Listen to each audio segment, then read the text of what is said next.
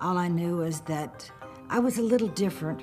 I didn't have Jones Smith or something like that for a name. I had Shaheen. Food is meant for thought. Food is not only to fill up your stomach.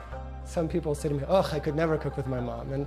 And I understand that, and I'm sure my mother said, ugh, I could never cook with my son. Major funding for Arab American Stories was provided by Muhammad and Jamie El Arian, the Arab American Community of Michigan, the Arab American Community of Houston, Texas, the American Syrian Arab Cultural Association of Michigan. Additional funding was provided by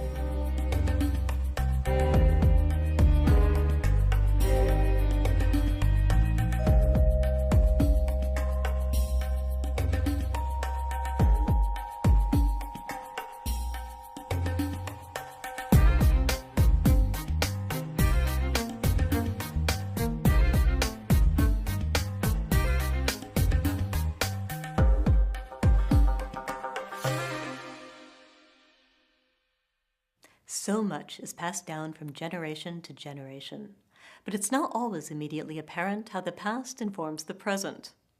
Family history shows 3 generations of Abercias that family values endure. Ali Al-Said's son Esmaeel is just beginning to understand how his father's Egyptian heritage fits in with his own identity as a native-born American. And the family recipes Kamal Al-Faqih learned from his Lebanese mother led him to his calling as a chef. Ralph Abercia went to work at the age of 7 to help support his immigrant family during the Great Depression in Houston. He fought in World War II, attended college on the GI Bill, and became one of Houston's top trial lawyers. Our lives are molded by the values we inherit. In this story, 3 generations of Abercias discover their legacy. All I knew was that I was a little different. I didn't have Jones Smith or something like that for a name. I had Shaheen, which I knew was different. I knew it was an Arabic name. I knew it was Lebanese name. My mom was a sweet little German, Scotch-Irish lady who never knew what hit her. My dad was very stern, and my mother was very soft. A immigrant coming into this country, you were singled out because of your color or your language, and it was very difficult to be accepted. I was called a lot of different things growing up. And then the mood changed because I think at that time we didn't have this Arab deal. It was country. You come from Lebanon, you come from Syria, you come from Italy, wherever it is, you were known from where you came from. Mother learned to cook for Dad, his food, which was very difficult because there weren't any Lebanese people in Fort Worth that we knew of. Didn't your grandmother pray for that you would marry a Lebanese? Mm-hmm. Yeah. And is that what? Well, tell us about your grandmother. Yeah, the one. Daddy's mother? Yeah, the one that you would tell us about that owned all the land. And she was a sweet little lady. She was about as broad as she was long. She came to the United States in 1905. She was pregnant with Dad, and she went to Shawnee, Oklahoma, and that's where Dad was born. On March the 8th, 1905. She stayed there, and Daddy went to a University of Oklahoma, and he was taking law. He'd tell me the story that when he would go home on the weekends from the university to Shawnee, that he'd sit on the train and he'd have his arms all closed.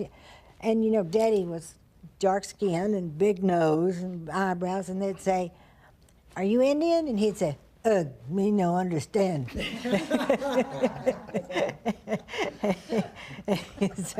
so he was. He went 2.5 years to University of Oklahoma. He transferred to TCU. Normally it's a lot more crazy in the kitchen because everybody's fighting over who gets to do what, which is kind of exciting.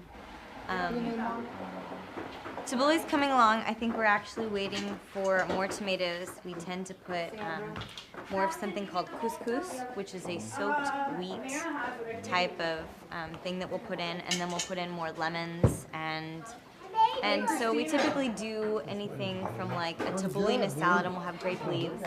We also have something that's called rice and vermicelli. I think they're gonna put out hamburger mix today too, because some of the younger ones here may prefer a hamburger instead, because we try and mix up the new and the old tradition.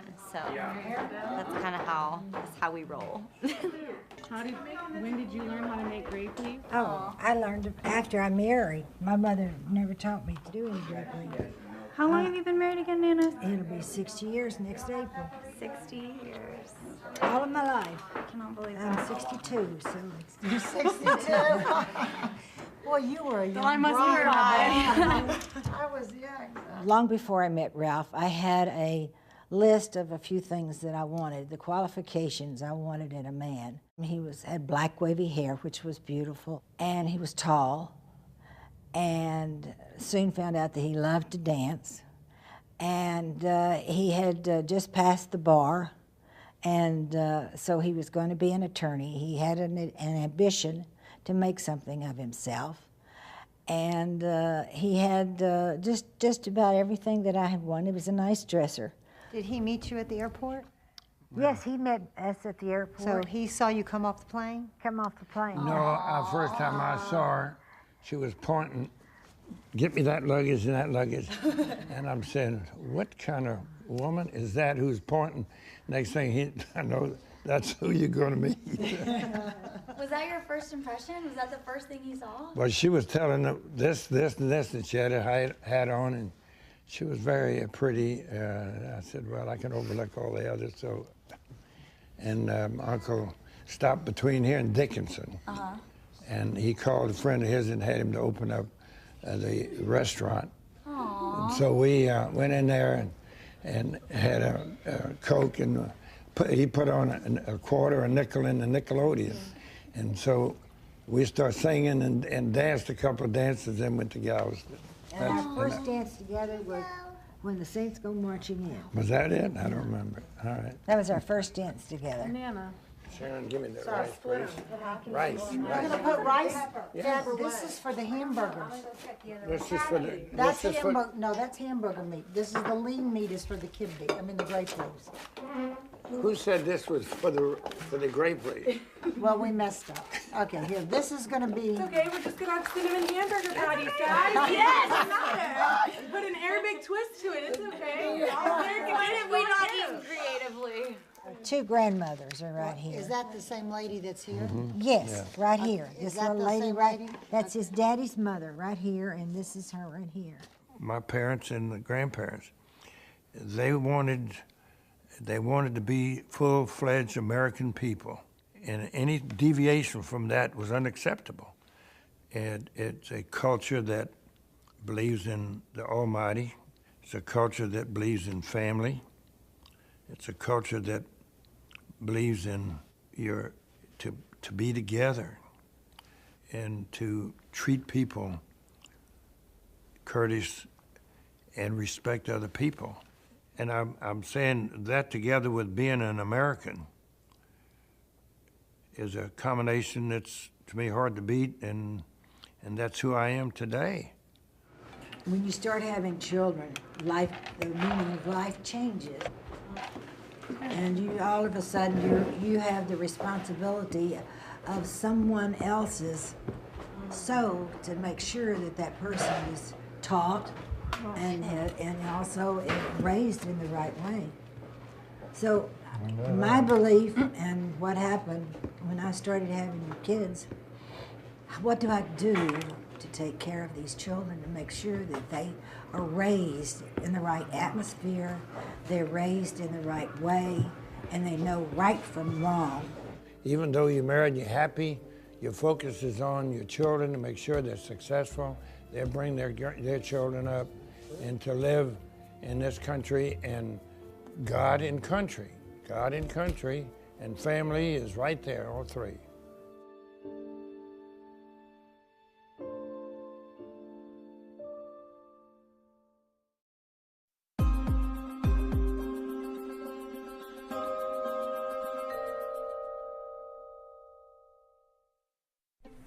In Astoria, Queens, Chef Ali Al-Sayed is known as the mayor of Little Egypt. He's also its resident philosopher, and he and his son Esmaeel reflect on food, the revolution in Egypt, and generational differences.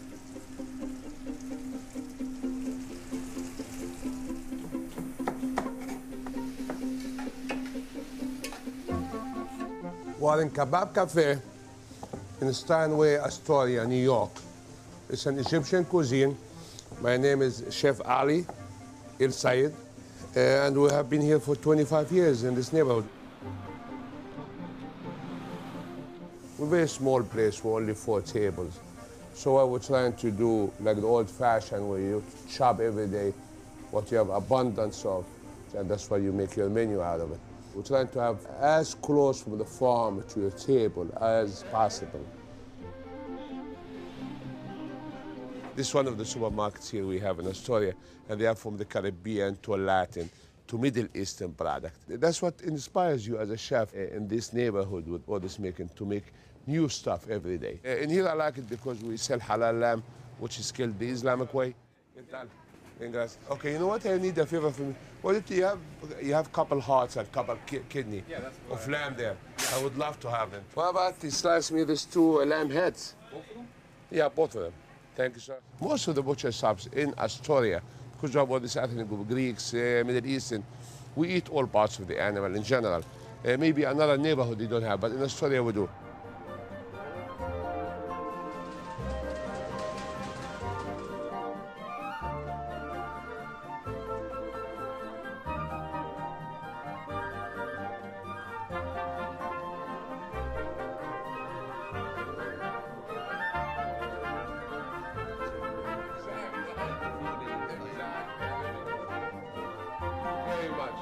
How Astoria changed the world. At least now we meet each other with all this 165 different backgrounds. They speak 150 different languages. They come here and they marry and they are in business together.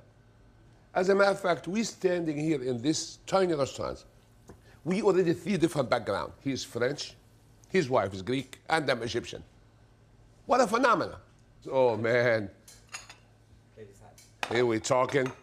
Check that, that is the lemon curd. Is this love or what? If this love, look how thin is that, huh? This is like a beautiful lady's lace, guys. It's sexy. This guy makes sexy food, makes me excited.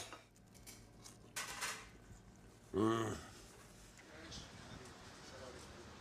we walk down this street, it's like you have to say hi to everyone. And there's almost like a lot of respect when I see them, and some even show like fear, which is funny. Because one guy, one guy I remember called him the Godfather, and he stared at him like with a serious look, and we're just like, that's pretty funny. Like they'd call him the Godfather of this area. My name is Esmaeel Al-Sayed. That guy back there is my dad, Ali Al-Sayed. Well, they call us the area of Little Egypt because of the whole Arab population that exists here. You have some areas with, you know, an Arab population, but this is probably the most close-knit Egyptian population. You know, kind of like Little Italy, Chinatown, places like that. Like this is similar to that, except there's only one block. Which started by this guy again, my dad, which he began the first business here. We've pretty much tried almost, well, not every, but a lot of different countries and cultures of food. And his connection with it all is that he knows most of it. You know, he's experienced it, the food from these cultures, and you know, he has his own perspective of it. Like he has his own philosophy. Why okra mainly in southern here cuisine, not in northern cuisine? Because of the African came here with okra. Nobody thought about it, you know, but was, oh, this is New Orleans cuisine. We never thought about the suffering of the black. You know, myself, I'm just a dumb teenager. Like, I'll see it as the next thing that, you know, I'm eating, the next thing that's gonna fill up my stomach. Food is meant for thought. Food is not only to fill up your stomach. If that's the only thing, then you are a cow, then you are a dog, then you are, but you are not. You happen to be a guy with brain somehow. I hope it's the right brain, but. And then later on, it gave me a bit more understanding, but pretty much my general understanding of it was, I'm just gonna eat this food, you know. His understanding is more analytical, more philosophical about it. Food is a fantastic game. So Mubarak in the last revolution or movement in Tahrir Square, they utilized this as saying that the student or the young generation are moving by Western power because now somebody's supplying them with Kentucky Fried Chicken, for example. Then he would have an animosity between the young generation and older generation because they think that this food is foreign food to them.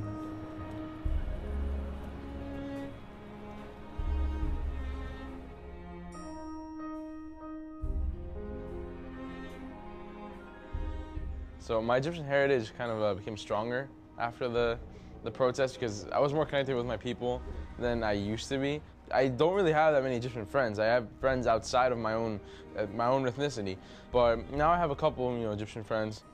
It connected me more with everyone else. I knew what it was like to be out there fighting for a cause that wasn't really my own. It wasn't really, I can't say it was my problem because I'm an American kid. Like, this is the country I was raised in, I was born in. And now I'm worrying about the affairs of another country that isn't technically my own, but it's, my blood. My blood heritage comes from there.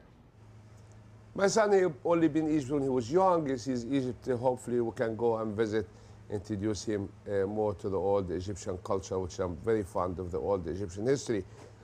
I just open his eyes, I just point things to him, just point it. I don't have to tell him.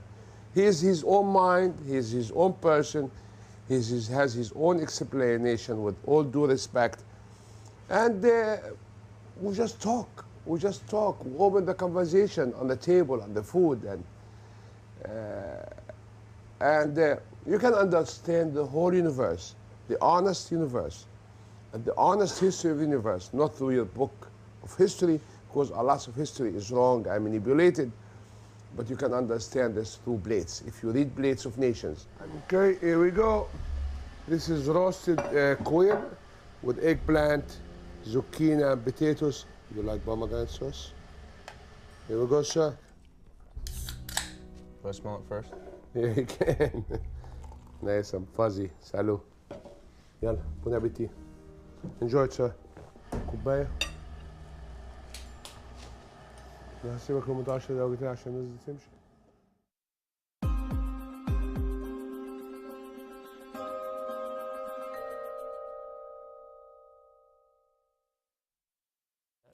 Okay, this one we're going to keep because we're going to make a little kebab with this. Lebanese culinary traditions are passed down from mother to daughter and mother to son. Chef and cookbook author Kamal Al-Faqih worked side by side with his mother for 20 years while running the premier Mediterranean catering company in Washington, D.C. That's where he refined traditional recipes and developed his signature classics.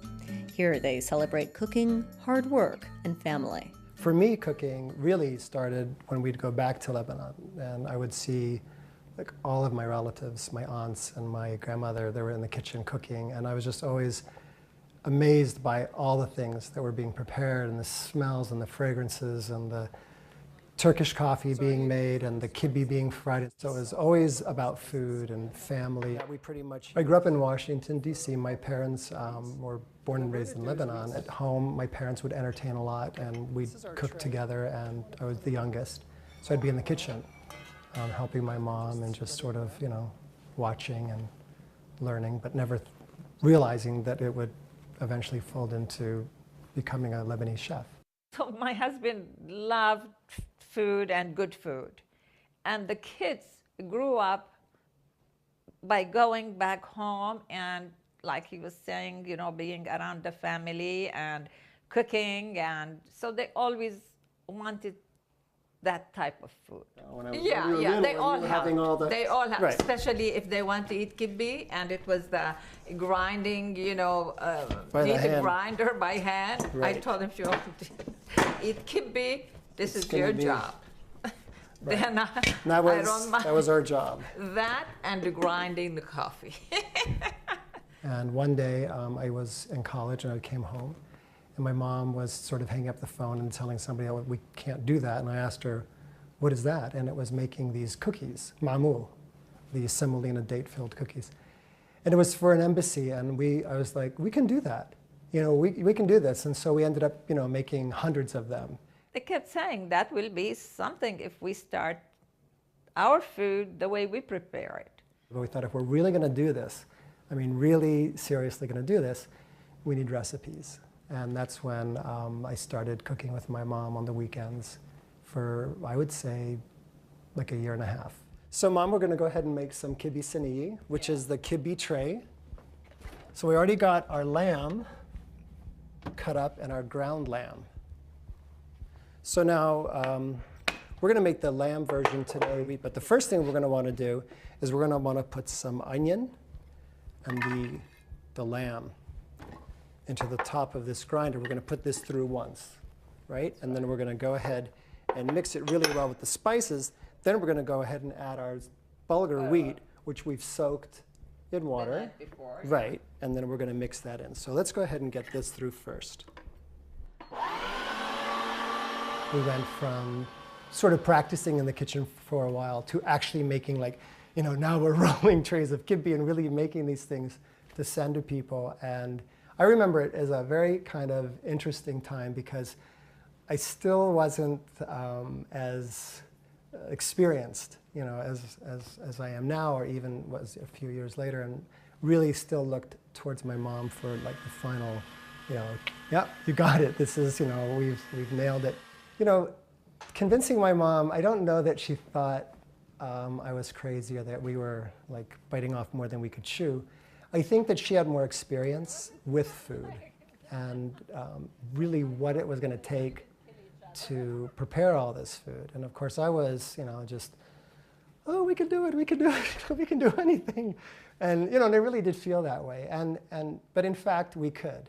Sometimes we used to work, when we first started, we used to work till 2 o'clock in the morning. But that's like and come anything home else. like 5 o'clock, 6 o'clock in the morning, especially when there are brunches or, you know, how they, when they entertain. But that was like, dinner. that was in the beginning. That was in the beginning, the first couple of years. But we learned, and then eventually it wasn't as, it's always a lot of work. But cooking, especially when you want to keep everything very authentic, it's work, but it was fun. Isn't this for the stuffing? Yeah, this is for the stuffing. Okay. So I tell you, yeah, you can go ahead and start that, Mom, if you want to. Here, I'll tell you what, just nice. Okay. I'm going to get a little bit more of this kibbe through so that we can also do some kebab. Some people say to me, oh, I could never cook with my mom. And I understand that, and I'm sure my mother said, oh, I could never cook with my son. But, you know, we did it. We did it for a long time, and now, now I look at it as truly a gift because I think we're lucky. We're lucky that after all this time, and we've had some stressful moments. Now, do I have to remind you not to take it too close to the edges? No, I think I already started that. Okay, just checking, just making sure that we're on the same page. Now it's almost like clockwork with us. We both sort of you know, after cooking for so long, and we really cooked side by side at the catering company for, you know, for many years. I love it. After all these years, you're asking me. Well, this is how I work. I love it. We went from me always asking you. We went from me always asking you to now, I like it this way. We've just rolled this out into a rope. He's the only one. Myself and Kamal were the only two that could halal kibbe. The thousands of kibbe that we halaed. So what we're going to do is we're just going to take that, and just... See how fast he goes? I can't go that fast anymore. No, you know, it's not all about going fast. You know what I'll do, Mom? I'm going to put this one. I think when you make something and, you know, you make it by hand or whatever and you watch people enjoy it, it's, you know, it's very rewarding. It's sort of the next sort of thing I'm hoping for over the weeks and months and years to come is to do another book. Presently, I'm going to start a book with my mom. So that, I think, will be a great project for both of us. Now, to be able to write this book with my mom is, I'm just thinking, this is a great thing. This is like, I'm glad that we both are able to do this right now. Piece of kibbe.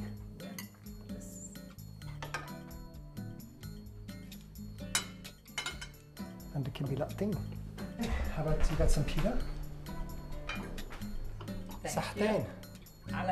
When people say, oh, I don't like to cook, make it an event. And it's really can be a lot of fun. It's an evening of of experiencing and sharing and bonding with your family. There's a lot of, you know, I have a lot of fun with it. I think our friends and family do too.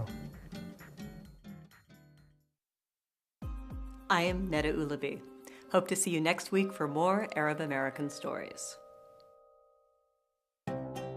Major funding for Arab American Stories was provided by Mohammed and Jamie El-Arian, the Arab American Community of Michigan, the Arab American Community of Houston, Texas, the American Syrian Arab Cultural Association of Michigan.